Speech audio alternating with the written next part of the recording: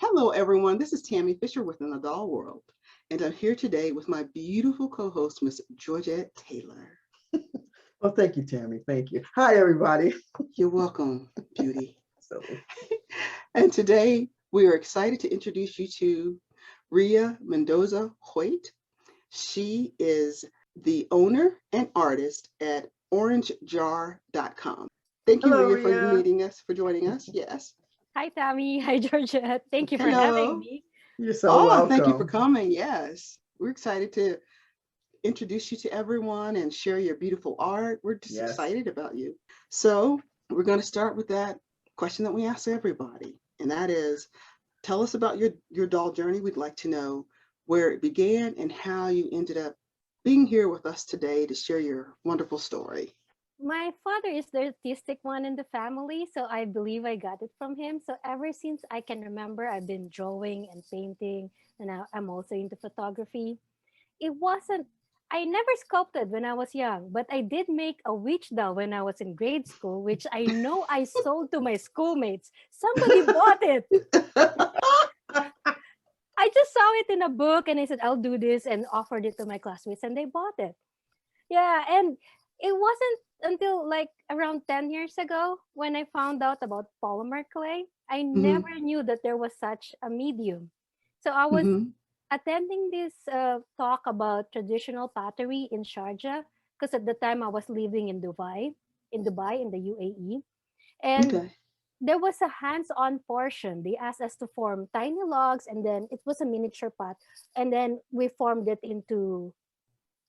rounded it up and formed it into a tiny pot. And then the host, they took this to this oven toaster and cured it right there. And it was nice and ready after a few minutes. And I was just amazed. After that, Wow. I Googled it.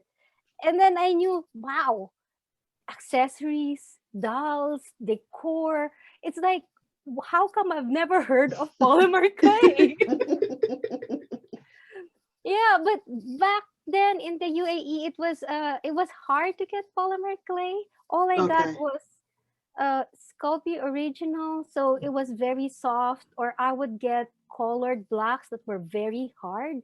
So for a time there, I thought polymer clay was either very soft or very hard. I had Okay. no idea that there was a good consistency or a good firmness that comes with other brands. hmm Yeah, Okay. I was able to make out of the I, I wasn't able to send you this picture, but like this one, I made hmm this from original terracotta Sculpey. Oh, that's pretty. Oh, okay. So Wow. That's she's a beautiful.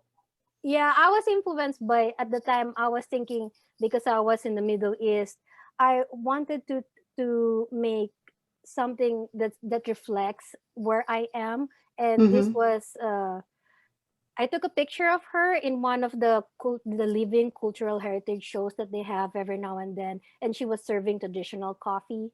I also Hmm. have one that made bread, traditional bread. It hmm was very hard because I did not have tools, and the Sculpey Oh, original okay. was so soft. I, Yes. I was using toothpick and whatever little materials like, because I couldn't get my hands on any proper tools. Yeah, Wow, I but you was did great with what you had. I mean, Yes, that's a beautiful exactly. That's what I was sculpture. gonna say. That's beautiful. Thank you. Yeah, so after that, it was just small things, usually cute stuff. I couldn't really get into details. So I was doing, this is something that I work on. It's a small R2D2. And as you can see, that's also the terracotta colored clay. I couldn't get details. It wasn't until I moved to the US and was able to buy polymer clay that were the right consistencies. So when I got here, I tried different brands. I like Mhm. went crazy with buying different brands so that I could try it out and see which one I like best. But it was mostly hit and miss because you know how life is. uh, you have family problems, you have other issues you have to deal with, and then your art making journey is put to the side. So it wasn't until like 2015 when I attended a workshop in Portland, and I love this. I totally love this. I love Wendy and Toby Froud's work, and they held a workshop. I heard that they were gonna hold a workshop in Portland, so I signed up for it. I think it was just January that year when I heard about it, and I Mhm. got the last seat available. It was a small group, and yeah, so I went there, and looking at all they did, it's like magic. I mean, when you see somebody sculpt from a block of clay and then form it into this beautiful face, hands that look real, and then costume right in front of you, it's magical. It's like magic. Yeah, and I almost actually did not go to the show because we had my father was diagnosed with terminal cancer a Mhm. month after I found out about the workshop. So I was his primary caregiver, and by the time the workshop rolled in, I was actually caring for him. So it was really hard to get away. And you know how it is when you have somebody sick in the family. Hmm. You do everything for them, and it's just emotionally Yeah, taxing. yeah, Yeah, that's but true. my family convinced me to take that weekend off, and that was actually the only weekend I was away from my father during that time. But it was I felt guilty being there, attending a workshop, and being away from his side when he had medical procedures to be done. So I was calling the hospital, trying to organize checkups that he needed. But at the same time, the way Toby and Wendy Froud did the workshop, they had this meditative process where they walk you through. So everybody closes their eyes, and then they walk you through this imagery, and you meet in your head, it plays up like you're really meeting creatures and characters that guides you into the sculpting process. And it really worked because I could imagine it, and it was a very centering experience. It was healing in a way which I needed at that time.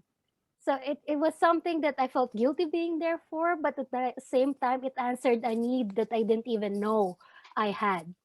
So that was really great. And that workshop also gave me the confidence to actually think that what I've been learning, because I've been learning on my own. I haven't bought any classes. I've only been googling or YouTubing. I've only been looking for artists online on YouTube, and I've been looking at how they do things and trying to learn from that. But I did not have the confidence to think that what I'm doing is actually right. But that workshop, after seeing what they did and the encouragements they gave us, I finally got the confidence to think that okay, what I'm learning is actually right. And then all the new techniques they taught us was wow. It's like I made a huge step into this new art I'm trying to get into. Wow. Yeah. That's a Um beautiful story. Thank you. I was just like right there with you. I mean, I'm Yeah. just like, yeah, listening to it. It was just really beautiful. And I think you're right. I think, the people who really, in a way, forced you to go to them knew that you needed something else to do, because I can definitely attest, taking care of somebody is very, can be very daunting, regardless if it's the person that you love the most, your parents, or your spouse or a child. But, you do need to step away for a moment. And I think that yeah. opportunity was something that you needed to take hold of. And it also brought out the most creative part of who you are. So that was beautiful. Yeah, So do you, sorry. sorry. I was going to ask if you have that piece that you made from that class. Oh, I do. Um, I called him my old man because Okay. during the meditative process that we did with Wendy Froud, I met a very tall guy, like a giant, but very skinny. And then when I made the doll, there was a picture of my dad that I took, and I posted side by side this doll, and they kind of looked alike. Oh, cool. Not a portrait, but they kind of looked alike. Uh, so this is the guy, Wow. That's the one and that you did at the At place? your first class? yeah.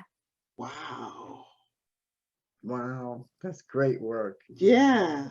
Oh, I thank certainly you. wouldn't have thought that was your first piece. Yeah, your first Wow. class. That's wonderful. Yeah. And they taught us how to create built-in stands too for them, so you don't have to put a I forgot, a doll stand. Yeah, so it kind of has a tail coming from the back, which is just the armature wire, so that Mhm. you can stand it without the use of a doll stand. Okay. All Yeah, and I right. call him my old man, also for my dad. That's very neat. Yeah, I That's love very him. nice. That's Yeah. great. Yes. Thank you. Wow. Do Yeah, so some great work. Yes. thank you. I mean, it's always for me. I always consider each piece a learning process. I believe I learned something with each doll that I make. Like after that, I think it was on Facebook. I saw an ad or somebody posted about a Karen Baker sewing class, and I was just gluing costumes before, and I said, "Ooh, this is nice. This is something." I mean, I'm not a great seamstress, but I'm willing to learn. And Karen Baker was amazing in that class. I love every bit that she taught. I was able to follow along the way she explained it. So it was really great. And that's also, she talked about the Professional Doll Makers Art Guild at that class. So that's where I found out about PDMAG, or the Professional Doll Makers Art Guild. So that's how I found out. But I looked them up and it was so intimidating. I mean, you see all these gorgeous dolls, you see this accomplished artist. So I couldn't bring myself to even try to apply until 2019. I mean, I think the Karen Baker class was in 2016, and I didn't apply to PDMAG until 2019. Yeah, because I'm that's just part of, I guess, my my process. I'm always intimidated. I always think that my dolls are not enough, they're not good enough. So it's always learning. I want to learn something new. I want to improve something whenever I do a piece. Mhm. So because of that, just you said that, right? So you never think that your dolls are good enough or that you're not doing what you need to do. What gave you the confidence then to step out and then sign up? And even if it was 3 years, because obviously you were still in the process and you're still thinking, oh, I might not be good enough. What gave you the confidence to say, I'm just gonna sign up They and had the join apprenticeship PDMAG? program. They had the apprenticeship They program. had, yeah, they had the apprenticeship program, and they talk about mentoring. So I was thinking, okay, even with that I was intimidated, because it's like, okay, if I go up to this artist, or if they assign me to an artist who's gonna mentor me, they might think that, okay, what you're doing is not good enough, or so. But I thought, I will not be able to learn anything new if I don't actually sign up. And that's something I live by. And I always remind myself that if I get too nervous about things, it's, I have it. Somebody, somebody said this. I think it was a friend of mine from college. He said, "If how will you win the lotto if you don't buy the ticket?" So, I mean, it might be a bad example because No, it's it's a good example. lottery, but it's No, like, I agree. It is a good example. yeah. You So got to I walk have, in the room.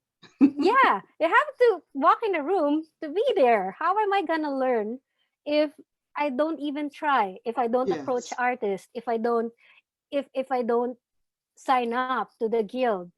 So yeah, it's something I constantly remind myself. I know it by heart, but still every day I have to remind myself. Mhm. Okay. No, I Yeah. understand that. I'm an apprentice too. I Mhm. need to do some more working.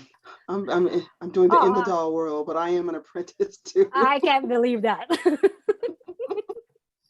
Yes, One day I will be as we good keep as her too you. busy. That's what she's trying to say. We just keep her too busy. I'm loving what I'm doing though. It's a good thing. Well, it looks very fun what you're doing, and I do appreciate that you're doing this. It's really good to have another medium to be able to see other artists and learn about their works. Hmm. Thank Yeah. you.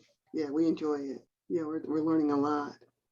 So, what happened after you joined PDMAG? What did you do? So, what happened there? Were you assigned a mentor or?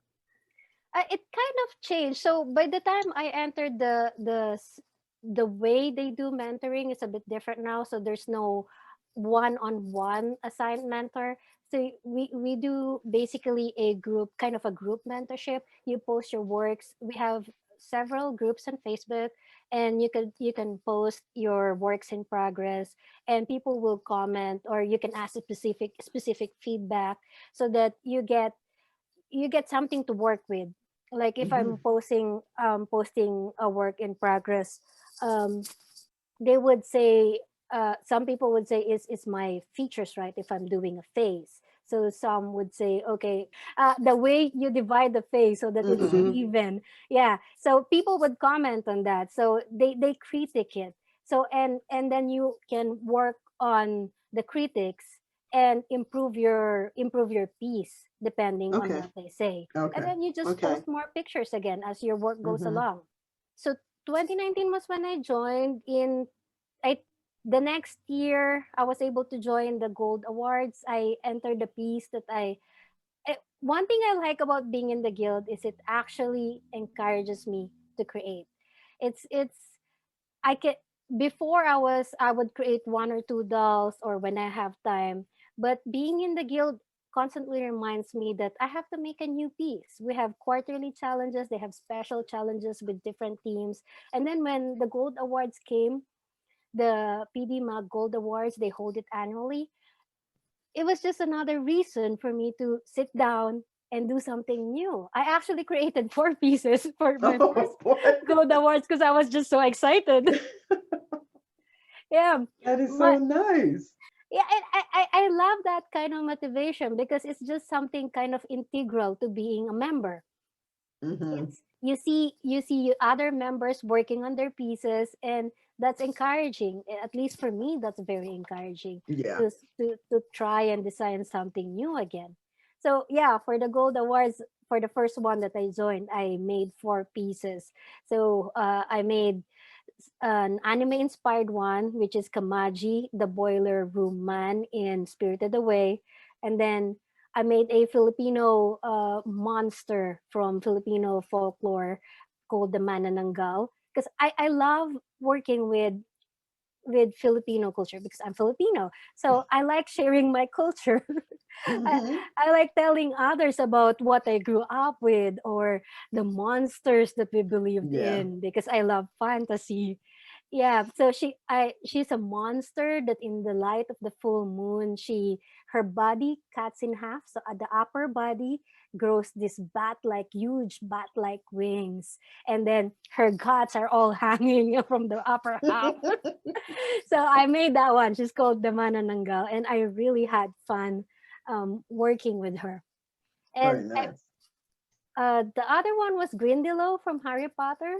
It was Mm. a creature from the Black Lake at Hogwarts.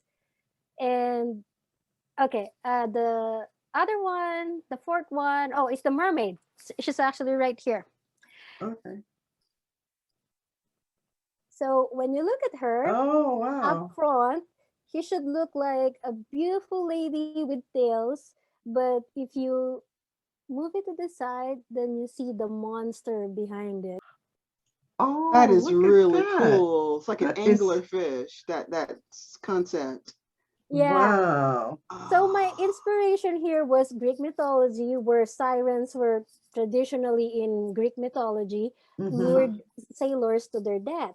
And then I uh-huh. was thinking deep sea anglerfish. So you have a Yes. beautiful face luring the men in, only Mm. to be dinner. Wow, That's that is cool. awesome. Yeah, that's an awesome one. Yeah, Thank I love you. that whole idea. And the main, sorry, what, how do you pronounce it? The monster who has is split in half. Oh, the The Manananggal. Oh the yeah. man in the goal. Yeah. Hexton also did one. Oh, That's how he did. I yes, that's how I I have to when I look that first up. heard about that. Yes, he did one. Oh, that's Oh cool. wow. I'm trying to find. Okay, so I set it on this metal stand so that it Hmm. looks like she's flying. Hmm. Mhm. It's black, and these are her guts hanging Hmm. out. And so the traditional story is they have very long tongue that becomes like thread, and they would go up those old traditional houses made of nipa hut, and they would actually eat unborn babies. So but Oh, more modern interpretation, they just attack full-grown people out in the streets during a full moon. So I made her that modern version, and she's actually eating a heart with I don't know if you Oh, can see, if you can see the Oh, so bite. the little yes. heart, yes. Yeah. Wow. Wow, the details, so Yeah, nice. so beautiful. It's amazing how she is able to stand, how you're able to balance her on that stand. Because that's a good amount of width to have that teeny tiny little stand.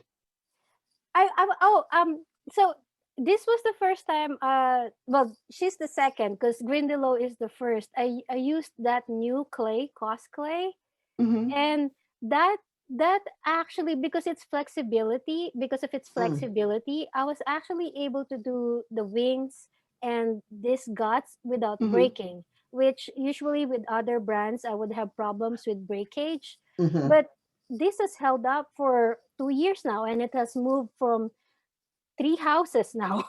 And Wow, I haven't that's broken impressive. anything yet. Wow, that's great. Beautiful. Wow, yes. That's just amazing for it to be so wide, and then to have just that teeny little stand. I wanted to show you the first mananagal I made. This was when Okay, I was still in Dubai, okay. and I only had very soft clay. Oh, she looks like she should be on South Park. South Park, that's what I was gonna say. South Park, so cute. That is so cute. When I started, I wanted to make Filipino dolls Hmm. dressed in traditional Filipina costumes, like the Spanish-inspired Filipinianas. We have barot saya, which is a top and a skirt.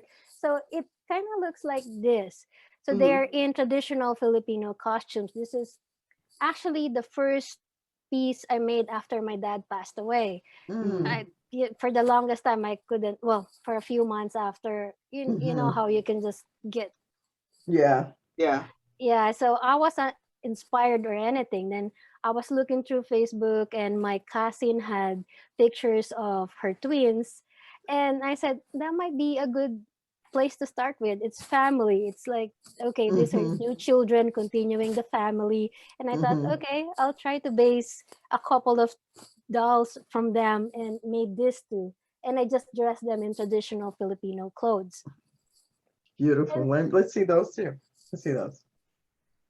Can you see? Are they both together?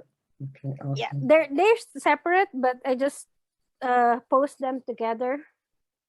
Oh, sorry, there. That's okay. Oh yeah, I like Oh, their I like that. faces. I was gonna say the same thing. Yeah, I like their faces. Thank Oh, you. they are so Yeah. cute. I love their face. Yeah, they have a lot of expression in their faces. Yeah, very Those were nice. nice. And I also beaded the skirt, which was a first for me. Wow. For me, that was already fancy.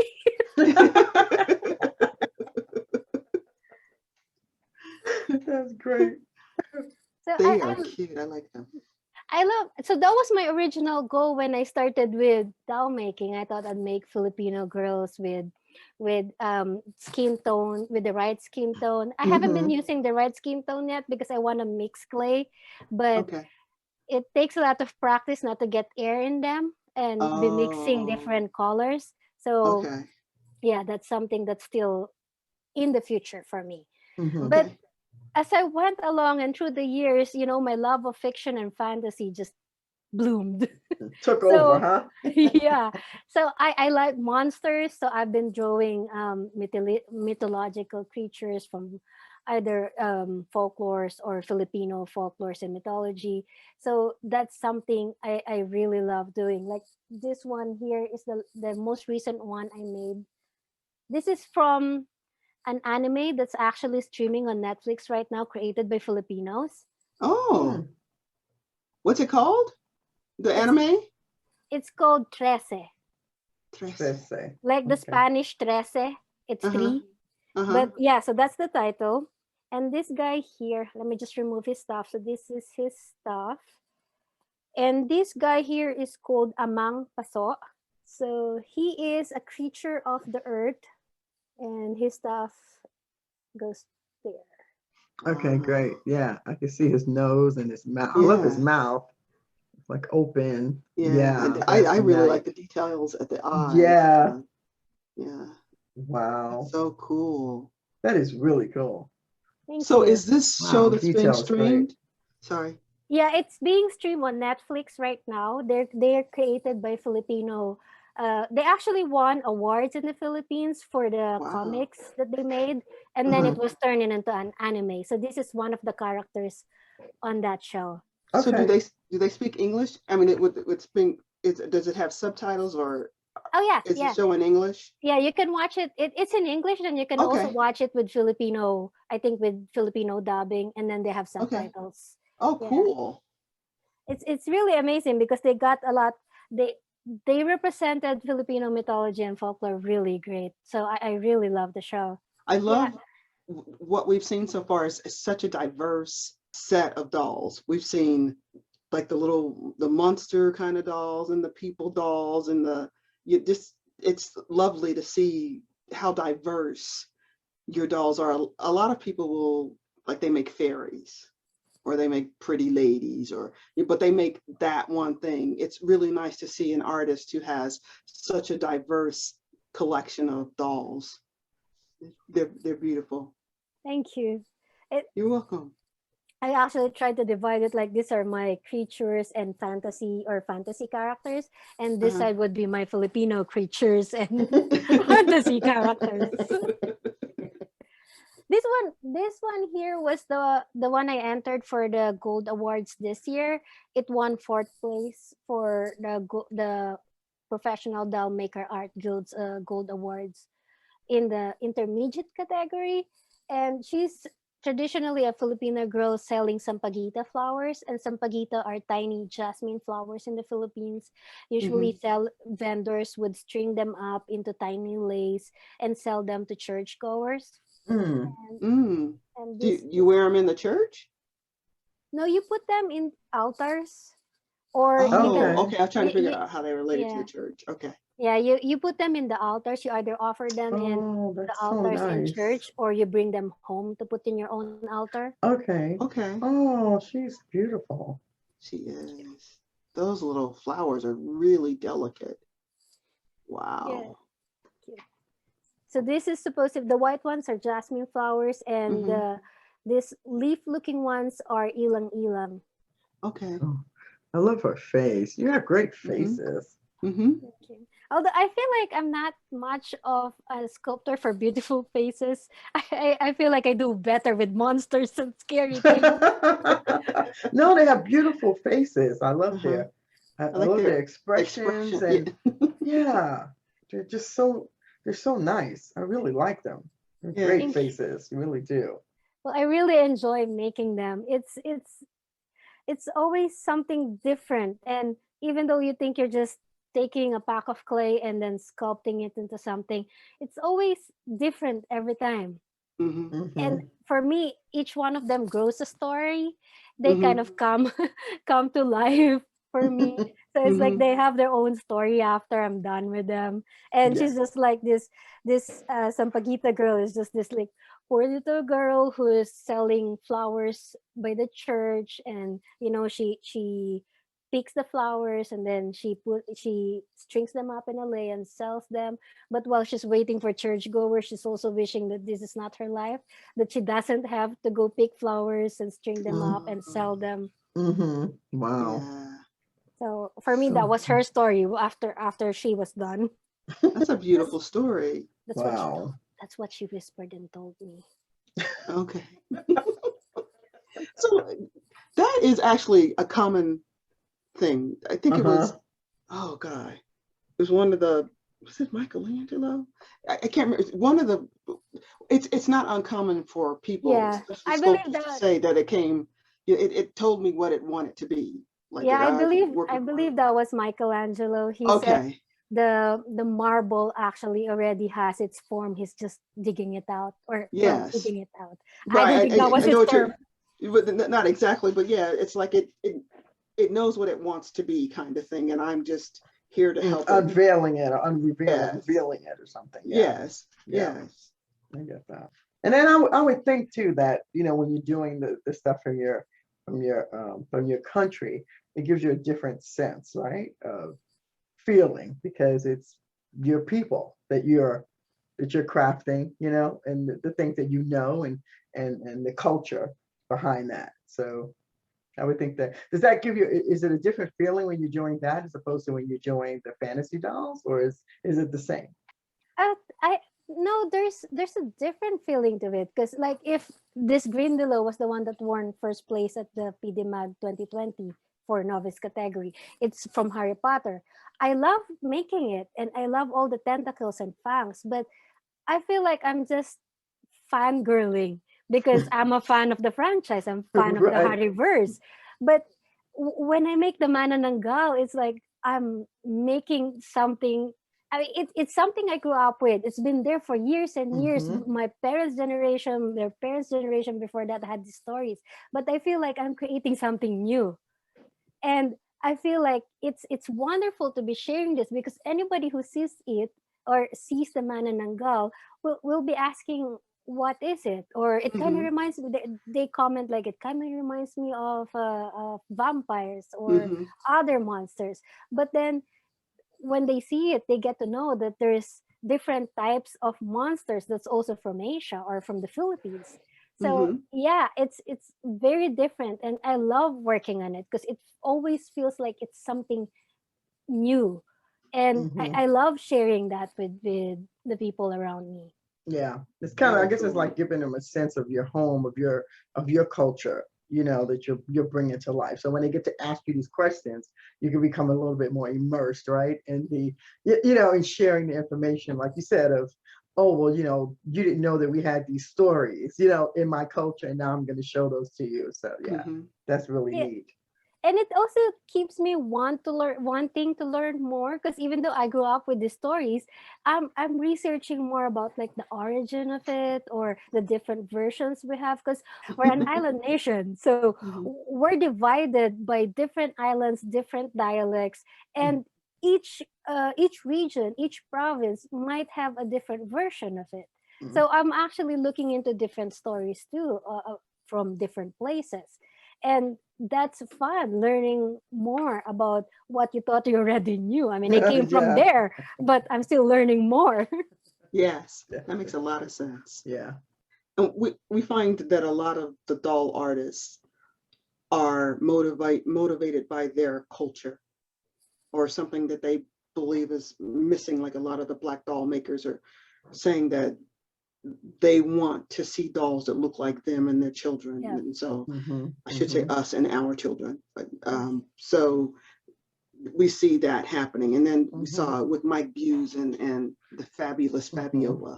That Right. oh, Yeah. oh, Even beautiful. when we did the indigenous lady Il, who was Il, doing the Il, Ileana. Ileana, Hmm.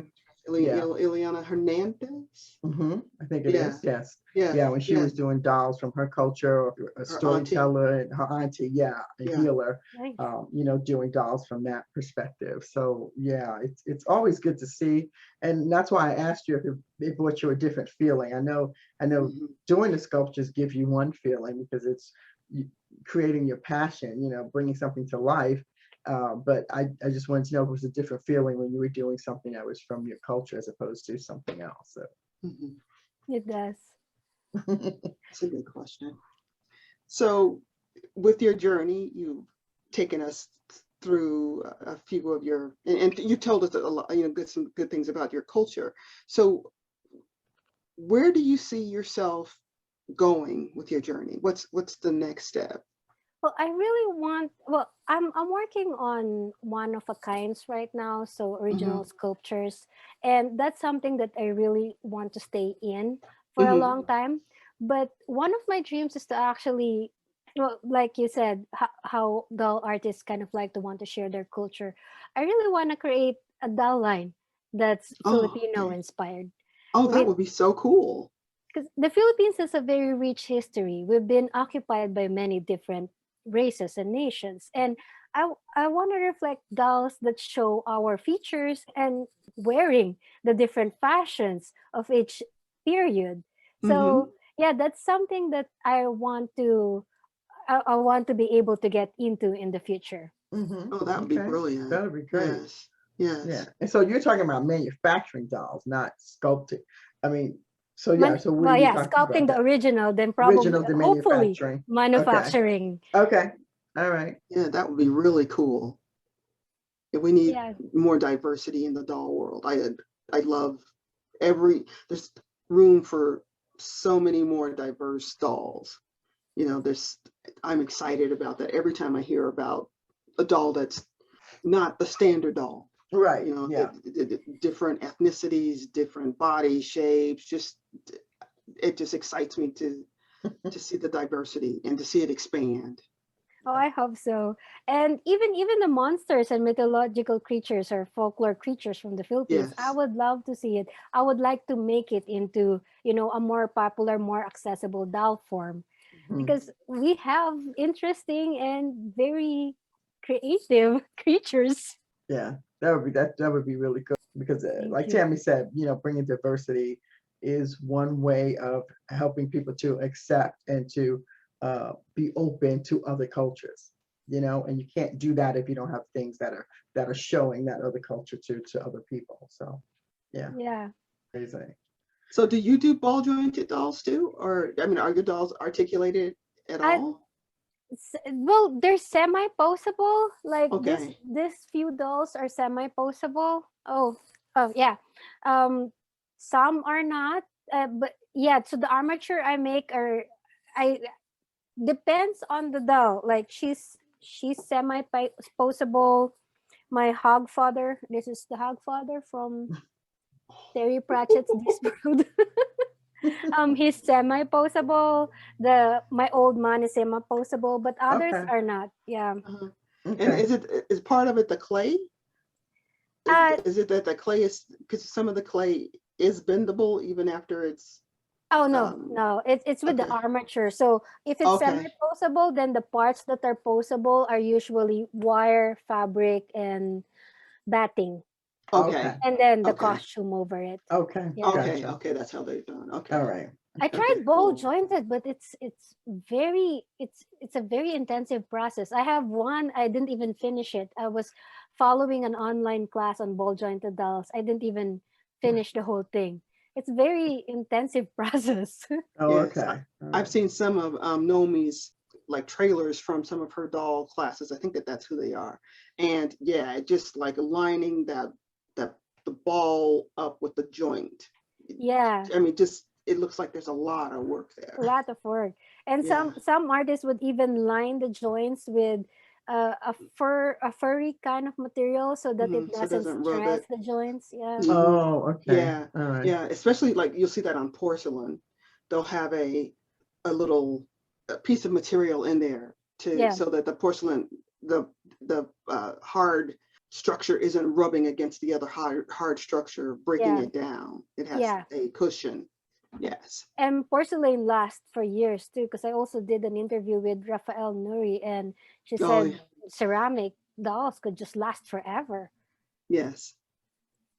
Yeah. There's a Yeah. lot of older dolls. I mean, porcelain dolls. There's lots of them. I Yes. would love to get into it later. It's just not something that I'm ready for right now, because it's a very intensive and it's a different learning set too, I think.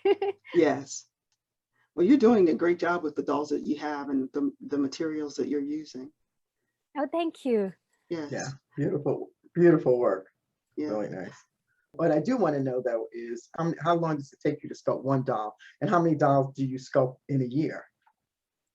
Well, for the last few years, it's been totally varied, because like this year, I've sculpted two. And that was the Sampaguita Girl, which I entered for the Gold Awards, and then Amang Paso, which is the Trece anime Mm-hmm. fan artwork. So Mhm. this year I've only done two, but I'm planning to do more. But it was because we moved and most of my sculpting suppliers still backstop. The house we moved into was not exactly ready, so a lot of our Right. staff were still backstop. Mm-hmm. Yeah, Okay. that makes Yeah, sense. All right. Yeah. Yes. yeah. Well, But before that, how many were you sculpting in a year before you just did these last two when you were settled and stuff? How many were yeah, you when doing? when I joined I would say that when I joined the PDMAG Professional Doll Makers Art Guild is when I felt settled into doll making. So I Mm. was making like 5, 6 a year, and Oh, okay. yeah, and it's like I can finish one in a week, but it depends on the design and also the complexity of what I'm making. Like I Mhm. think I made the Manananggal because she's only half. I think I made her in a week. Okay. Yeah, and I also have a YouTube video, a YouTube channel where I try to document how I make my dolls. But Oh, for Hmm. that's her, good. oh, thank you. For her, I only documented how I made the wings because I thought it was really nice being able to play with cos clay, that new flexible clay, and Hmm. how I was able to bend the wings to give it a little curvature before I Hmm. Mhm. put it on her. Yeah, so I have Okay. that on my channel.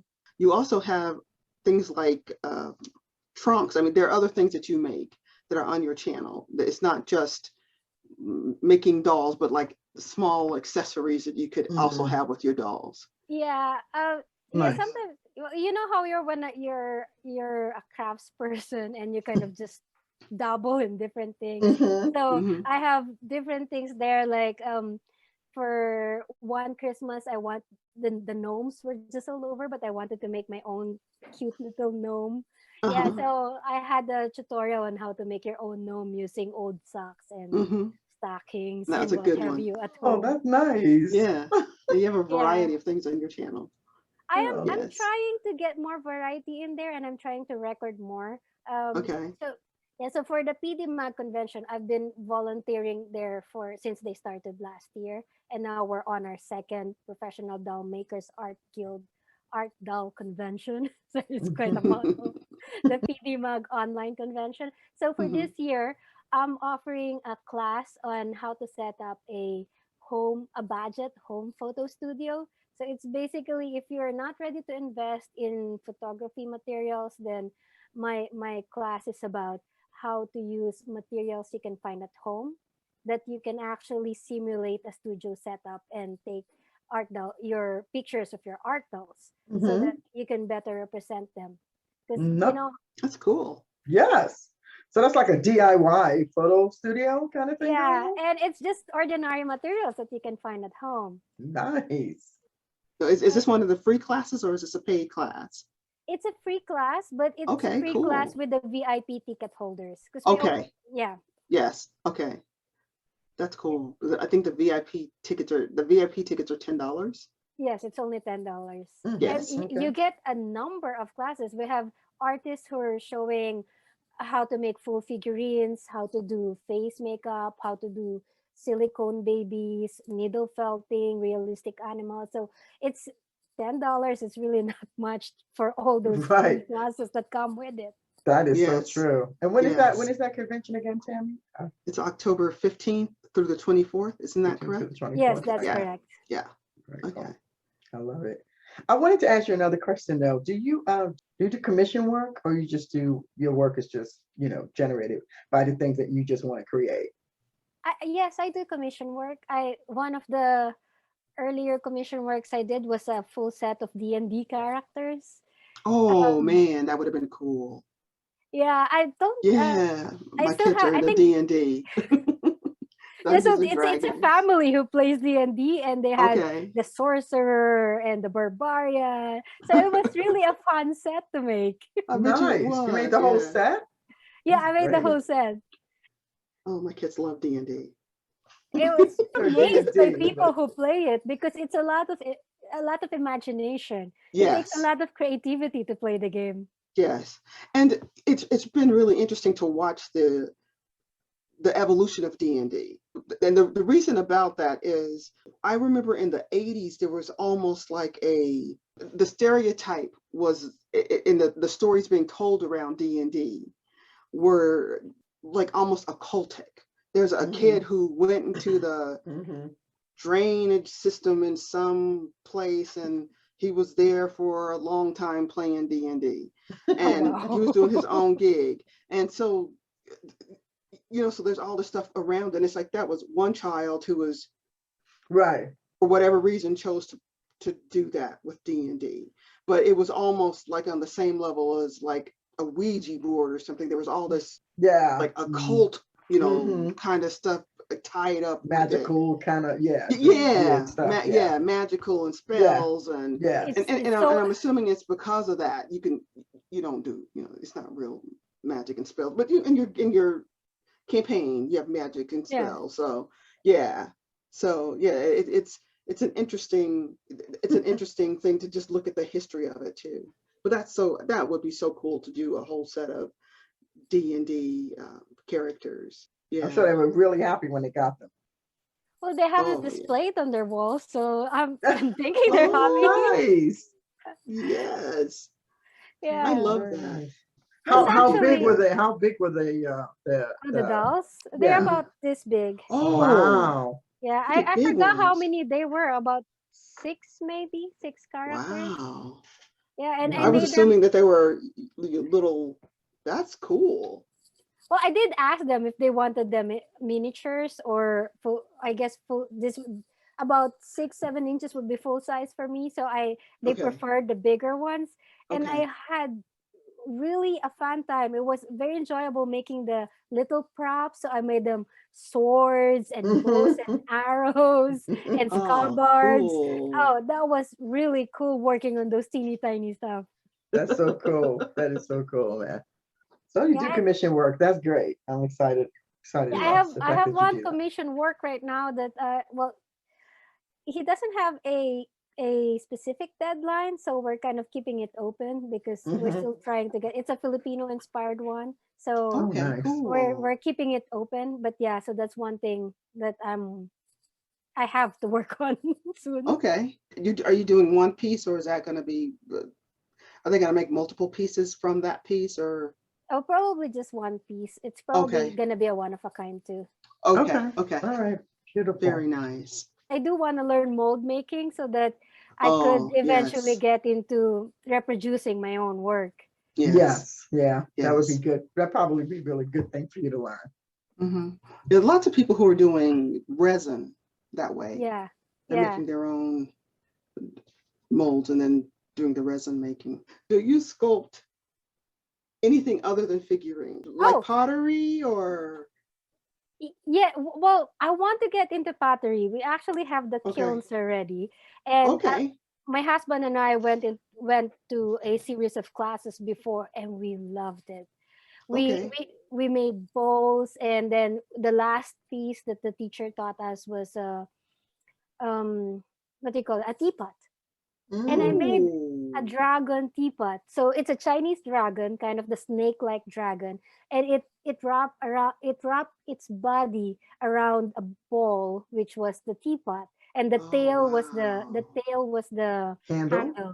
Yeah, we loved it. I would love to get into ceramics, and Okay. I also sculpt other stuff. So actually, my more popular line I would say on Etsy are Halloween stuff. So let me grab this. These are Halloween decorations. Oh, that's cool looking.